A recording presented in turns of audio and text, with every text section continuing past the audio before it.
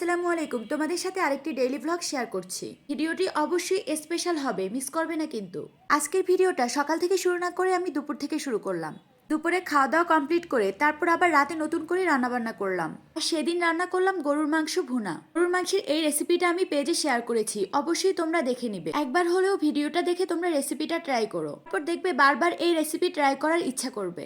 আমি একটু সালাদ করে নিয়েছি। বরাবরই গরুর মাংসের হাড্ডি আমার খুবই পছন্দের। আমার হাজবেন্ড হাড্ডি খুব একটা পছন্দ করে না, বাট আমার খুবই ভালো লাগে। যেহেতু গরুর মাংস আছে, নেক্সট দিন সকালে পরোটা বানিয়েছিলাম। আর শীতের এই সময়ে গরম গরম গরুর মাংসের সাথে পরোটা খুবই ভালো লাগে। আমাদের দুজনেরই বিফের সাথে পরোটাটা খুবই ভালো লাগে। শীত শুরু হওয়ার পর থেকে আমি খুব কম সময়ে বাসায় নাস্তা বানিয়েছি। সকালে একদমই উঠার ইচ্ছা জাগে না। আমার হাজবেন্ড এখন বেশিরভাগ সময় ব্রেকফাস্ট বাইরে থেকে করে নেয়। আর আমার বাবুকে নিয়ে উঠতে উঠতে প্রায় 11টা থেকে 12টা বেজে যায়। বাবুকে আমাদের সাথে বসিয়ে দিয়ে আমরা একটু নাস্তা করে নিচ্ছিলাম। দেন আমার একটু ইচ্ছে করছিল একটা মিষ্টি দিয়েও একটু পরোটা খাই। এই তো সকালে নাস্তা কমপ্লিট করে এখন বাবুর অনেক কাজকর্ম রয়েছে, সেগুলো করতে হবে। শীত শুরু হওয়ার পর থেকে ওর ঠান্ডা একদমই ছাড়তেছে না।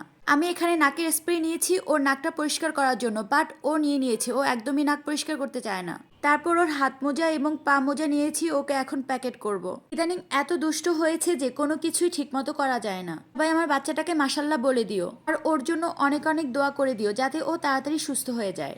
তারপর আমি চলে আসলাম সকালের 1 কাপ চা খেতে। তাড়াতাড়ি করে চা শেষ করলাম, কারণ বাবুকে এখন নেবুলাইজ করতে হবে। আমার পুরো সকালটা শেষ হয় ওর কাজকর্ম গুছাতে গুছাতে। তারপর যদি অসুস্থ থাকে তাহলে তো আর কথাই নেই, দম ফালানোরও সময় নেই।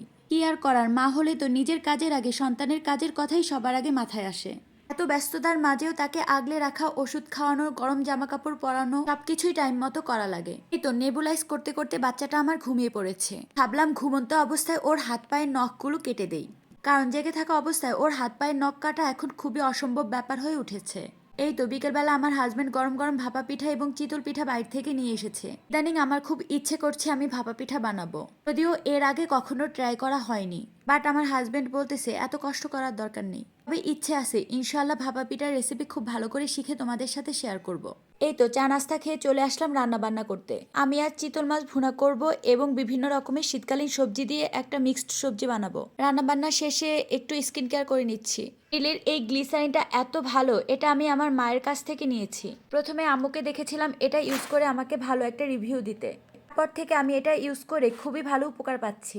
এই তো এখানে আমার হেল্পিং হ্যান্ড দুইভাবে পেঁয়াজ কেটে রেখে গিয়েছে। বড় পেঁয়াজগুলো আমি পরে ব্লেন্ড করে নিব।